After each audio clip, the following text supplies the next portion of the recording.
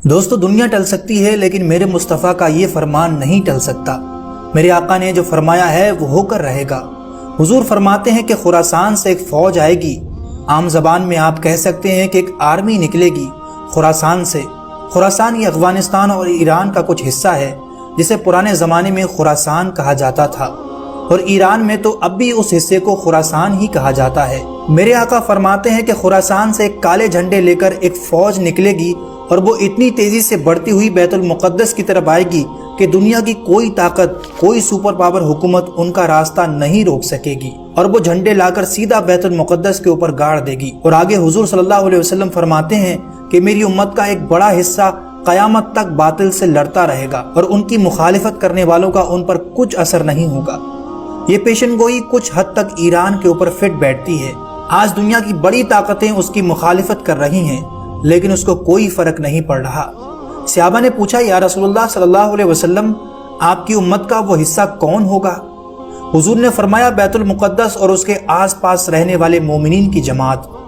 اور ان کی فضیلت میں میرے آقا نے فرمایا، قیامت تک لڑتے رہیں گے اور ان کے خلاف کرنے والوں کا ان پر کچھ اثر نہیں ہوگا۔ اور آج اس حقیقت کو ہم اپنی آنکھوں سے پورا ہوتے ہوئے دیکھ رہے ہیں۔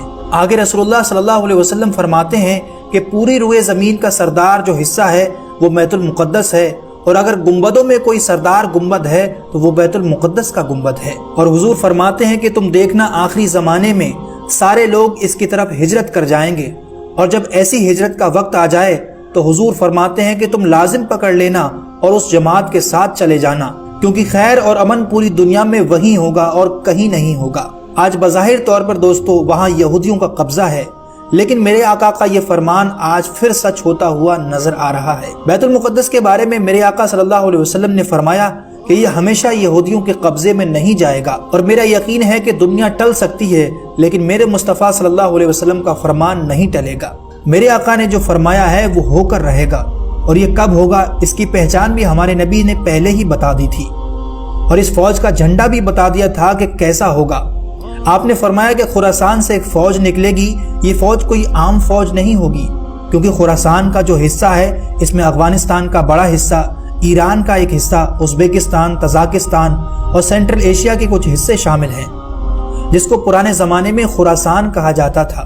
حضور فرماتے ہیں کہ خراسان سے کالے جھنڈے لے کر فوج آئے گی اور وہ اتنی تیزی سے بڑھتی ہوئی بیت المقدس کی طرف جائے گی کہ دنیا کی کوئی حکومت، کوئی طاقت، کوئی سپر پاور اس کا راستہ نہیں روک سکے گی۔ یعنی اس کے اندر اتنی پاور ہوگی کہ کوئی حکومت اس کے سامنے ٹک ہی نہیں پائے گی۔ آپ اندازہ لگائیے اس فوج کا کتنی طاقتور ہوگی۔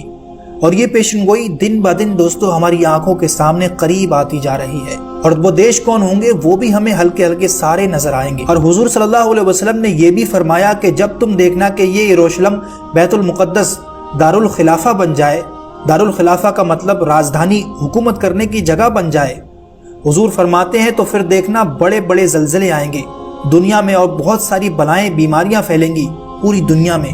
یہ وائرس کا کنٹینیو نکلنا اور عجیب طرح کی نئی نئی بیماریوں کو آنا، آپ کو کیا لگتا ہے کہ یہ محض اتفاق ہے؟ بلکہ اس سے پہلے بیت المقدس کو اسرائیل کی راجدھانی گھوشت کر دیا گیا تھا، اور یہ کوئی پرانی بات نہیں، ابھی سن 2017 کی بات ہے۔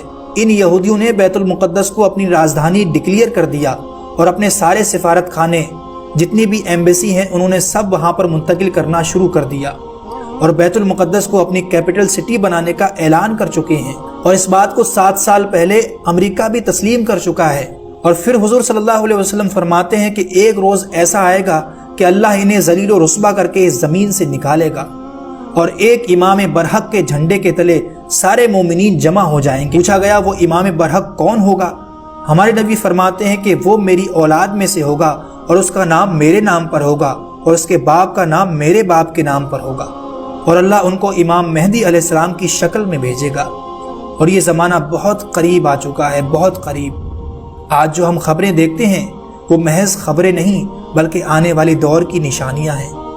آج جمعے کے دن ہم سب مل کر دعا کرتے ہیں، یا مولا اگر زندگی کی سانسیں باقی ہیں تو ہمیں امام مہدی کی فوج میں جگہ